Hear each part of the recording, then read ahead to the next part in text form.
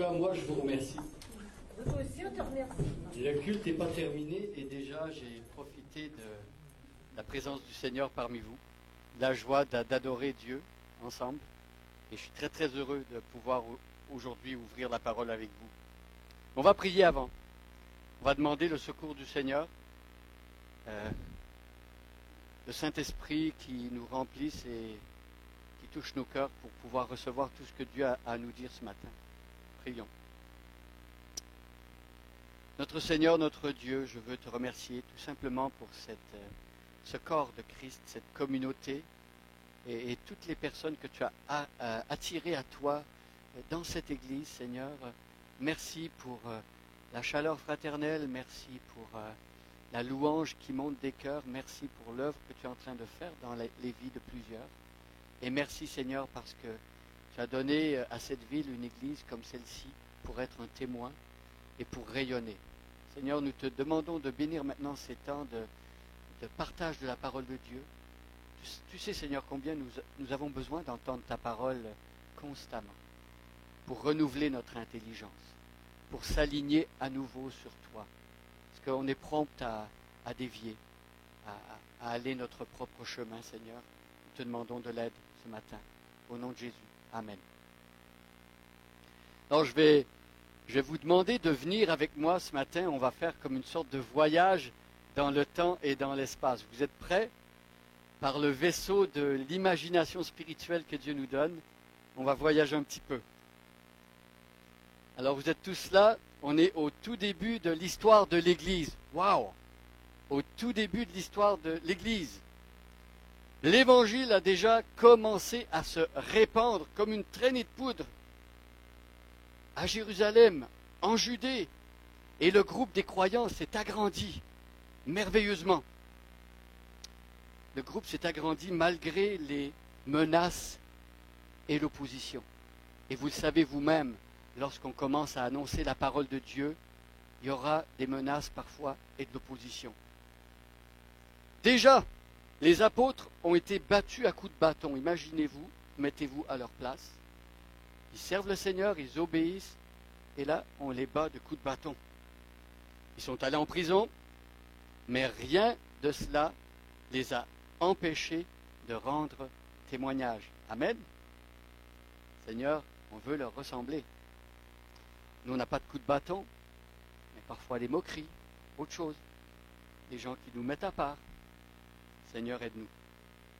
Alors, à un moment donné, au fil de l'histoire du livre des Actes des Apôtres, l'un des 7 diacres, un homme rempli du Saint-Esprit,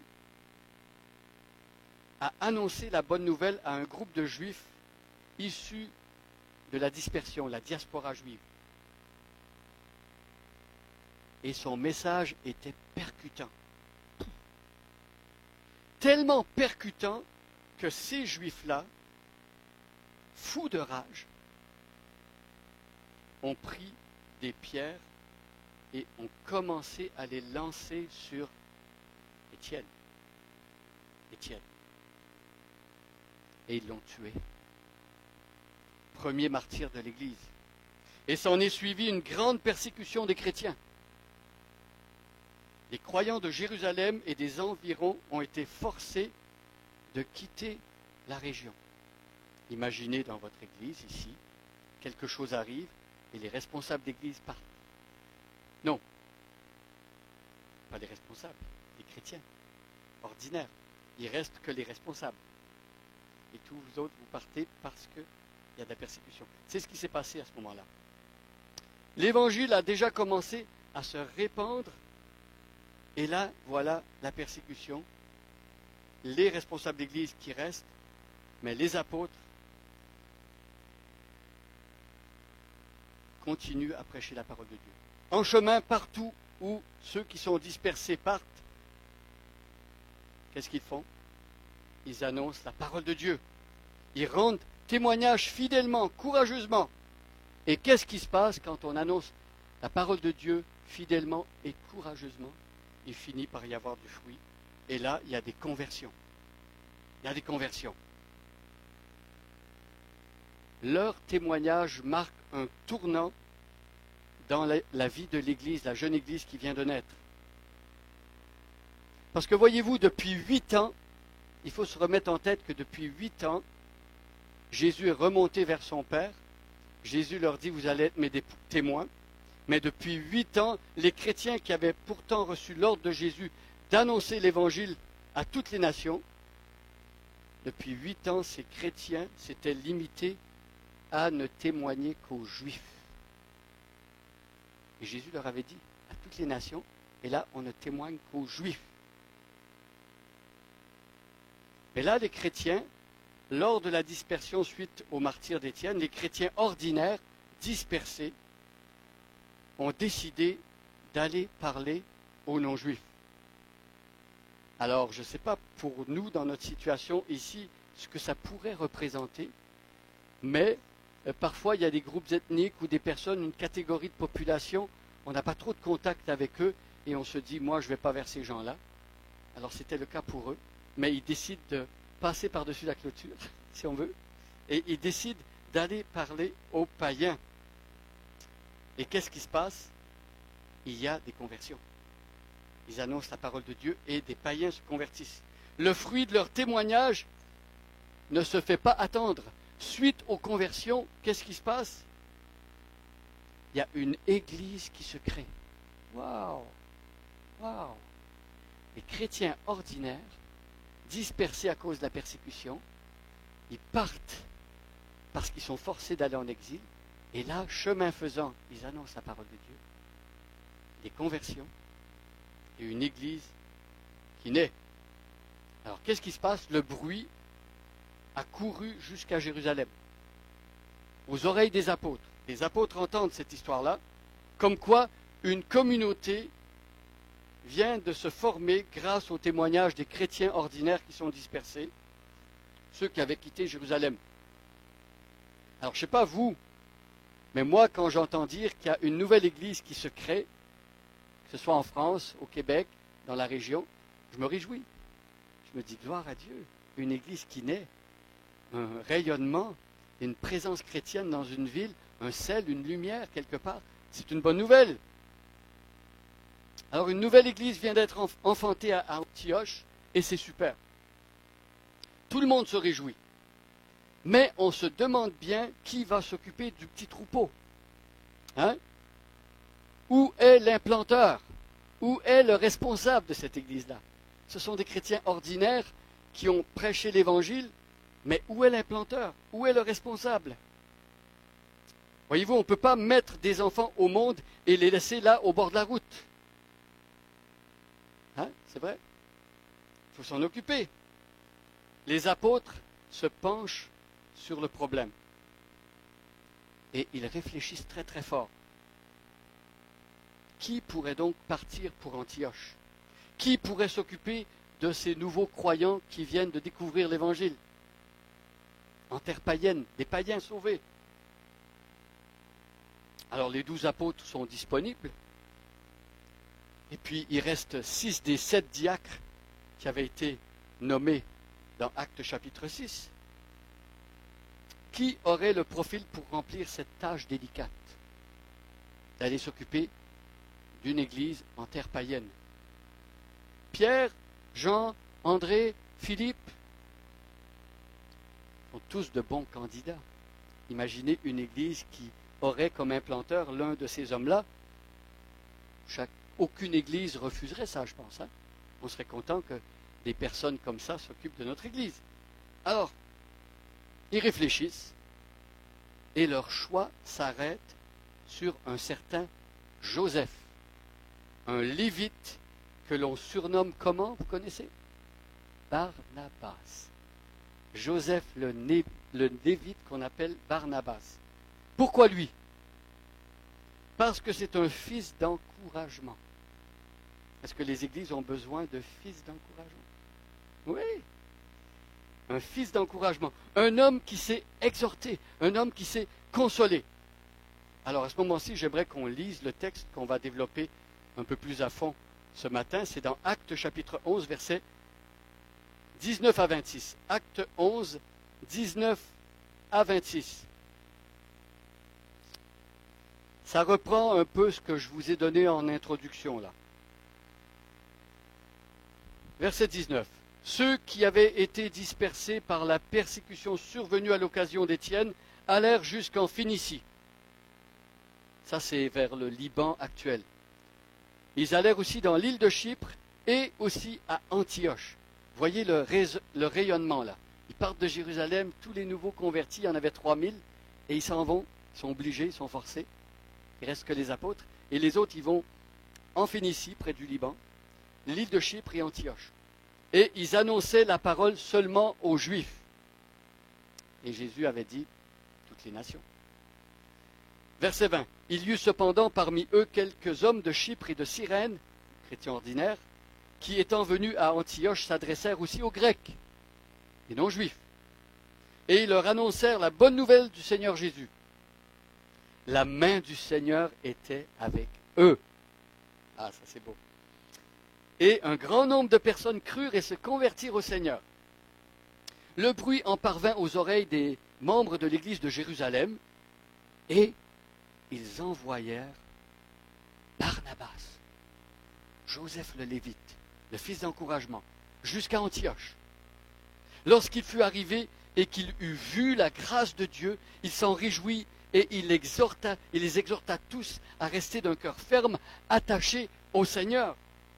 Car c'était un homme de bien, plein d'Esprit Saint et de foi, et une foule assez nombreuse se joignit au Seigneur. Verset 25. Barnabas se rendit ensuite à Tarse pour chercher Saul. L'ayant trouvé, il l'amena à Antioche, et pendant toute une année, ils se réunirent aux assemblées de l'Église et ils enseignèrent beaucoup de personnes.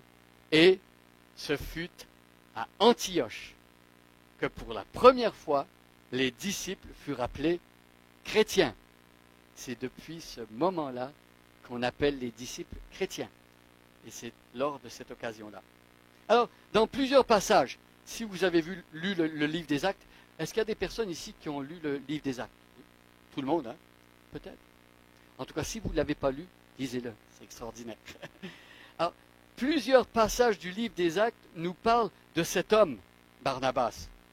Au début, cet homme, pour aider les pauvres à Jérusalem, qu'est-ce qu'il va faire?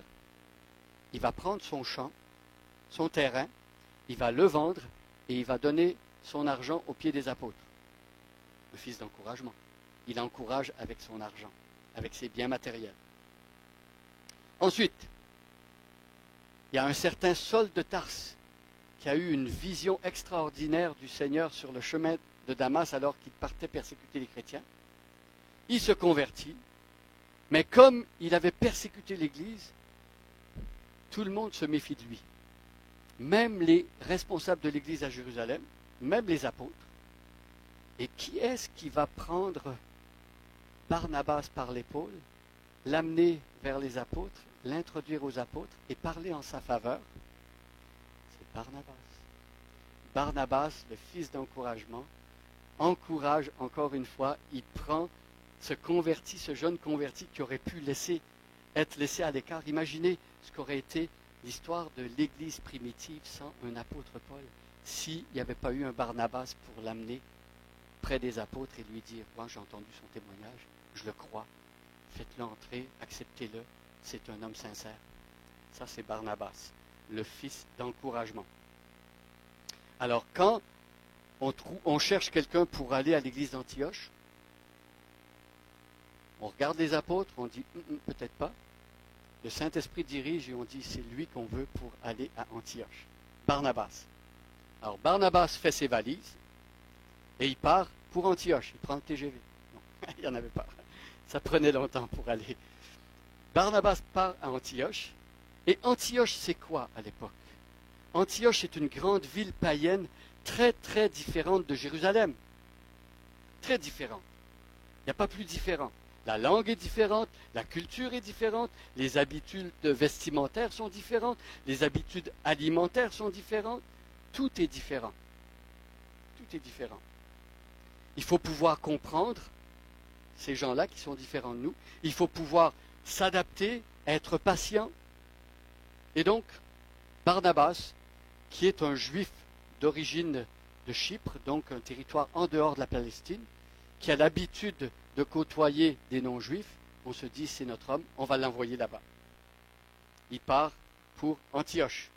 Alors, quand Barnabas arrive à Antioche, c'est assez intéressant ce que le texte nous dit par rapport à son arrivée. Alors j'imagine qu'il arrive dans la grande ville différente de Jérusalem, et là il voit plein de choses.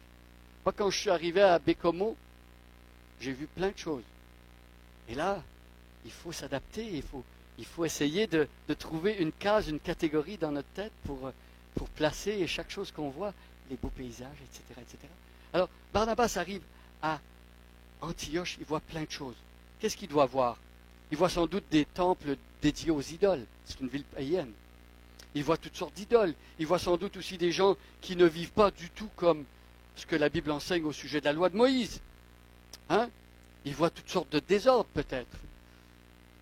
Mais ça, c'est en dehors de l'Église.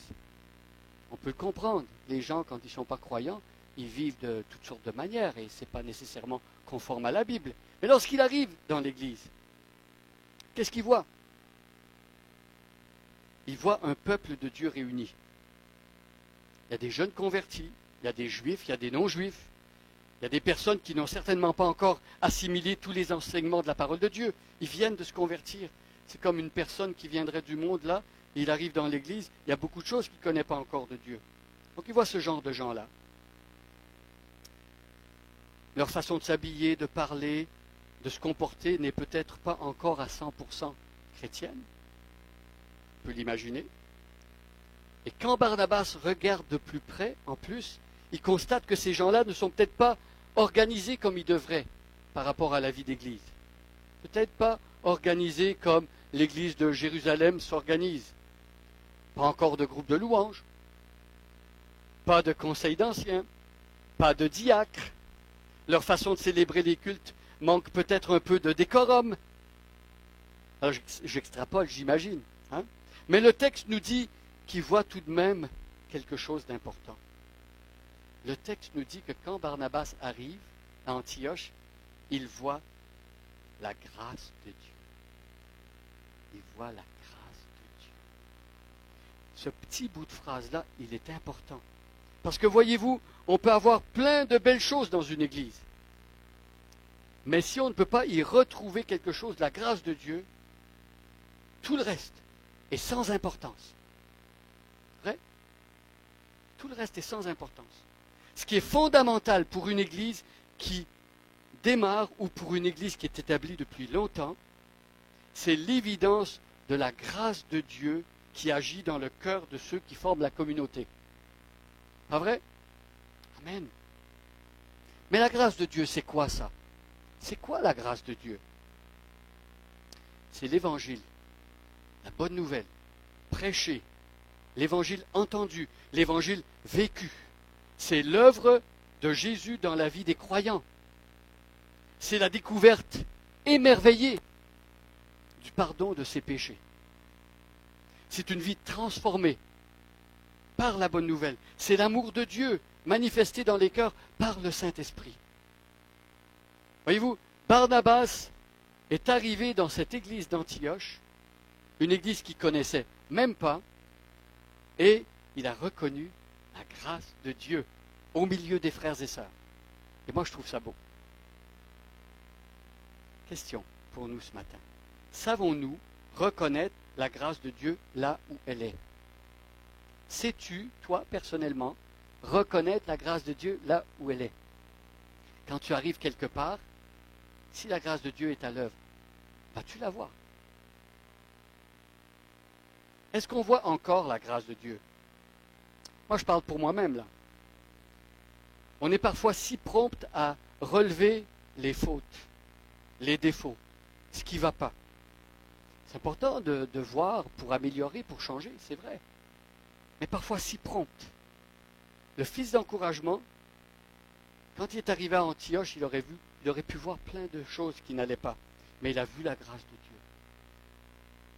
Que Dieu nous apprenne à voir sa grâce là où elle est. Parce que je vous dirais que si une église bien imparfaite manifeste tout de même la grâce de Dieu, je vous dirais que pour cette Église-là, il y a de l'espoir. Mais si par contre, malgré toutes sortes d'autres avantages, peut-être financiers, matériels, peut-être une Église où il y a beaucoup de gens qui se réunissent, peut-être toutes sortes de possibilités, si par contre, dans cette Église-là, il n'y a que de la religion, mais on a oublié l'évangile de la grâce de Dieu, l'avenir est à craindre. C'est la grâce qui fait une différence pour l'Église, pour nos vies. Barnabas a vu la grâce de Dieu. Et puis Luc, l'auteur du livre des Actes, ajoute un autre point important pour nous ce matin, je crois. Barnabas a vu la grâce de Dieu et le texte nous dit qu'il s'est réjoui de la grâce de Dieu. Ça, c'est le deuxième point. Voir la grâce de Dieu, se réjouir de la grâce de Dieu. Et là, vous allez me dire, Pierre, de dire ça va de soi. Quand la grâce est quelque part, c'est automatique qu'on se réjouit. Mais moi, je vous répondrai pas nécessairement. Pas nécessairement. Prenons le cas de Jésus. Jésus, quand il a marché sur la terre, tout au long de son ministère, Jésus n'a fait que manifester la grâce de Dieu tout le temps. Vous êtes d'accord avec moi? Tout le temps. Dans son enseignement, quand il a guéri des malades, quand il a chassé des démons, quand il était avec ses disciples, avec des pécheurs notoires, des gens de mauvaise vie, la grâce dans la vie de Jésus était partout. Et pourtant, beaucoup de personnes qui ont été témoins de ses œuvres ne se sont pas réjouies du tout. Avez-vous remarqué ça? Hein? C'est vrai? Quand Jésus, par exemple, entre dans la synagogue, il y a un homme qui a une main paralysée, c'est le jour du sabbat. Jésus guérit, et là, les gens ne se sont pas réjouis du tout de la grâce de Dieu dans la vie de cet homme-là. Ils étaient fâchés contre Dieu. Quand Jésus arrive dans le pays de Gadara, il y a un possédé qui a un démon qui s'appelle Légion. Et là, Jésus chasse le démon et la population ne s'est pas réjouie de la grâce de Dieu. Ils ont demandé à Jésus de partir du territoire. Se réjouir de la grâce de Dieu. C'est extraordinaire. Et je dirais que c'est le signe d'une vie vraiment changée. Le signe de l'action de Dieu dans notre vie. De pouvoir se réjouir de la grâce de Dieu. Ce qui me frappe dans le texte, c'est cet autre détail par rapport à cela. Se réjouir de la grâce de Dieu. Barnabas lui-même n'avait rien à voir dans tout ce qui s'était passé à Antioche. Avez-vous remarqué ça? Il n'avait rien à voir avec ça. Moi, dans ma vie, je trouve personnellement beaucoup plus facile de me réjouir de quelque chose de bon qui arrive suite à mon ministère à moi. Vous êtes comme ça, vous? On fait quelque chose, il y a du fruit, et là, c'est facile de se réjouir. Hey, Dieu m'a utilisé. Et là, on se réjouit, c'est normal. On est content. Et ça nous remplit de joie. Mais ici, Barnabas se réjouit du succès, entre guillemets, des autres. Du succès des autres. Il est content que Dieu ait béni le travail de quelqu'un d'autre. Et lui, il n'était même pas là. Il a vu la grâce de Dieu, il s'en est réjoui. Et lui, il n'était même pas là. Il n'a rien à voir avec ce qui s'est passé. Et ça, c'est beau. Je pose la question. Vous réjouissez-vous encore lorsque vous entendez parler que le frère de tel ou tel chrétien dans l'Église, que le collègue de travail de tel ou tel chrétien dans l'Église, que la voisine de votre ami se soit convertie? Est-ce que ça vous réjouit, ça? Même si vous ne connaissez pas la personne. Même si vous n'avez rien à voir avec tout ça. Hein? Imaginez que Dieu a guéri un homme malade depuis longtemps. Et même si vous ne connaissez pas cet homme-là, peut-être le fils d'un membre de l'Église qui a une addiction, et il est délivré, vous entendez l'histoire. Est-ce que vous vous réjouissez de ça? Hein? Il n'y a rien de plus encourageant dans une Église, à mon sens, que de se réjouir de ce que Dieu fait dans la vie des gens autour de nous. Et je pense qu'il faut prendre le temps, en tant qu'Église, de relever la grâce de Dieu quand elle se manifeste et de la célébrer en Église ensemble. C'est glorieux, ça. Soyons des chrétiens qui aiment se réjouir de la grâce de Dieu. Prions et demandons à Dieu d'être des chrétiens capables de voir la grâce de Dieu et de se réjouir de la grâce de Dieu. Amen. Ensuite, finalement, troisième point, Barnabas les a enfin exhortés à rester attachés à Dieu et à sa grâce. Beau, hein? Et là, quand Barnabas a exhorté, Barnabas était dans son élément. C'est un fils d'exhortation. Il était en train de faire quelque chose pour lequel il était doué. C'était son don d'exhorter. Il a vu la grâce de Dieu, il s'est réjoui dans la grâce de Dieu, et là, il les a encouragés, exhortés à rester attachés à Dieu et sa grâce. Je ne sais pas pour vous, mais je pense que parfois on peut avoir bien commencé dans la vie chrétienne. On peut avoir compris l'Évangile.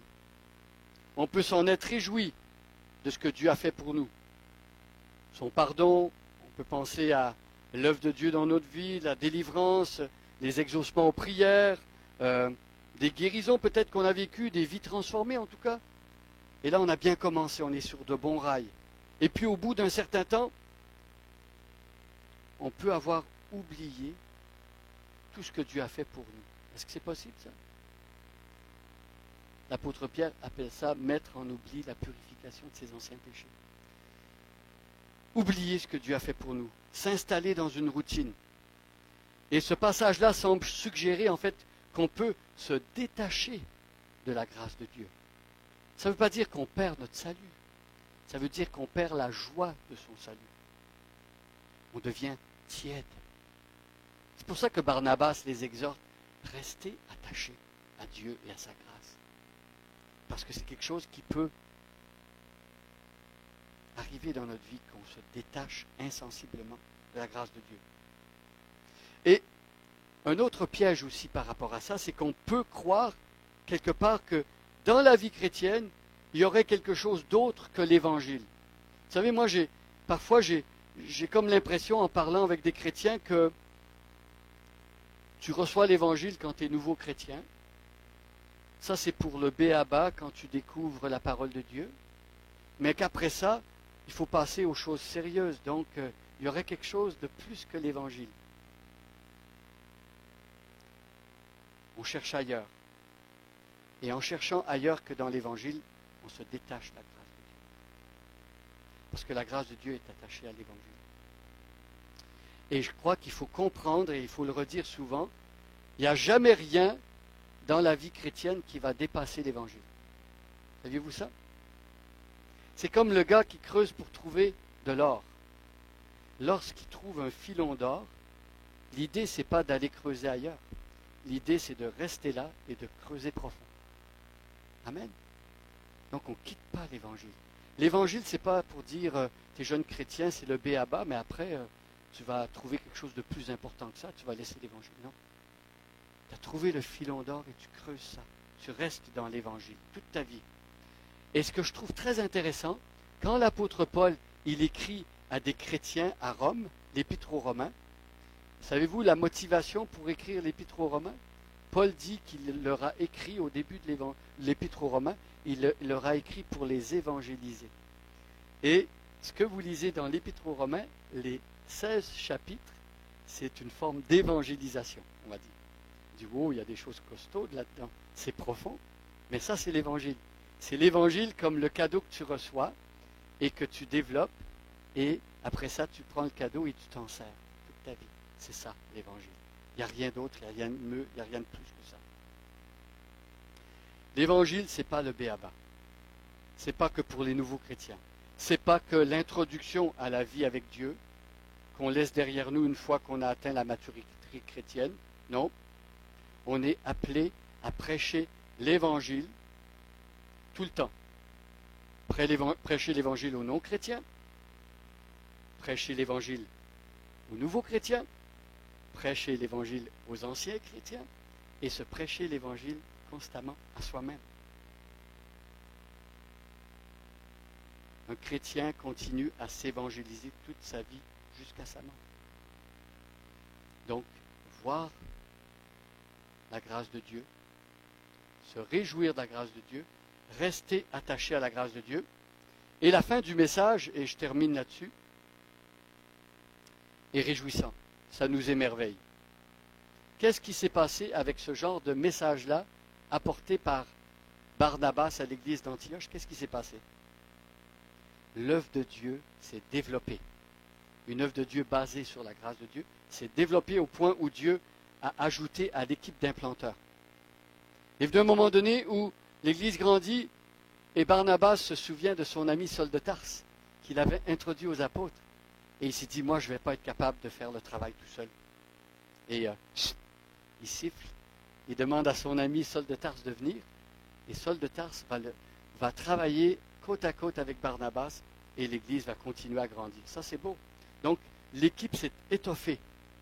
Ensuite, le nombre de convertis a augmenté. Dieu a ajouté à l'église ceux qui étaient sauvés. Et ensuite, on lit dans le texte que le témoignage de l'église a rayonné. C'est à Antioche la première fois que les chrétiens sont appelés chrétiens, les disciples. Ça veut dire quoi? Ça veut dire que les gens qui regardaient ces chrétiens-là vivre dans la ville, les non-croyants, ils disaient, eux, ils ont quelque chose de spécial. Parce que chrétien, ça veut dire Christ miniature. Est-ce que lorsque les gens nous regardent vivre, ils voient Christ miniature? Est-ce que les gens dans la ville de Bécomo, en voyant l'église vivre, disent, ah, ce sont des Christ miniatures? C'est ça que les gens disaient à Antioche en regardant l'église vivre, et c'est beau. Que nous soyons nous-mêmes ici comme Barnabas. Soyons des gens qui apprenons à voir la grâce de Dieu. Soyons des gens qui nous réjouissons de la grâce de Dieu. Soyons aussi des Barnabas les uns pour les autres et encourageons-nous les uns les autres à rester attachés à la grâce de l'Évangile. Et demandons à Dieu de faire comme à Antioche pour nous, ici et partout ailleurs, de voir l'œuvre de Dieu se développer. Et Dieu a envoyé du secours, des ouvriers qui vont venir étoffer l'équipe et aussi voir des conversions. Moi, je crois que Dieu fait cela.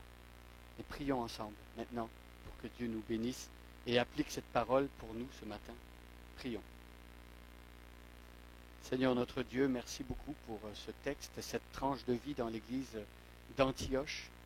Merci Seigneur pour ta grâce qui a fait que des personnes ordinaires, des chrétiens qui n'avaient aucun titre dans l'église, sont partis dispersés, forcés de quitter leur zone de confort. Et là, chemin faisant, ils ont annoncé ta parole et tu as créé une église qui plus tard va envoyer les premiers missionnaires de l'église, va envoyer Paul et Barnabas eux-mêmes en mission. Merci Seigneur, parce que notre vie chrétienne, notre spiritualité, elle est basée comme celle des premiers chrétiens ici sur cette grâce que nous voulons voir dans nos vies et dans la vie de ceux que nous aimons. Nous voulons nous réjouir, Seigneur, aussi de cette grâce-là lorsqu'elle est là. Nous voulons la célébrer, nous voulons en prendre note et te dire combien nous sommes heureux qu'elle soit là. Et Seigneur, nous voulons nous encourager, être les uns pour les autres des fils d'encouragement et s'encourager à rester attachés à l'évangile de la grâce tous les jours de notre vie. Je te prie au nom de Jésus. Amen. Amen.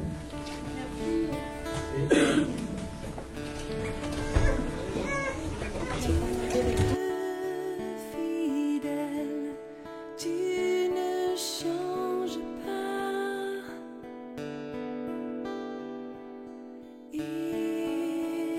Éternel, mon rocher, ma paix, Dieu puissant, je m'appuie sur toi.